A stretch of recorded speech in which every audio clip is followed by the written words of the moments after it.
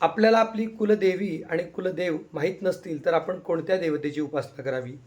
प्रामुख्याने वारंवार मला हा अधिक प्रमाणामध्ये प्रश्न विचारण्यात येतो, गुरुजी कुलदेवता माहीत नसेल तर नक्की कोणत्या देवतेची उपासना करावी?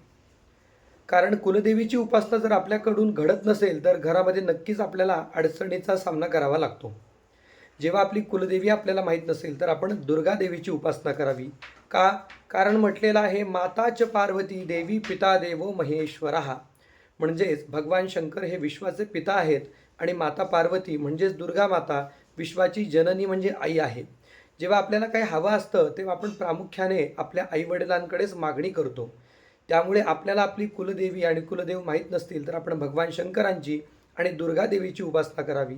कारण दुर्गा माता पूर्ण विश्वाची माता आहे. त्याच्यामुळे आपली जी कोणती कुलदेवता असेल जे आपल्याला माहीत नाही, शेवटी ते तत्त्व हे दुर्गा मातेमध्येच तत्त्व आहे.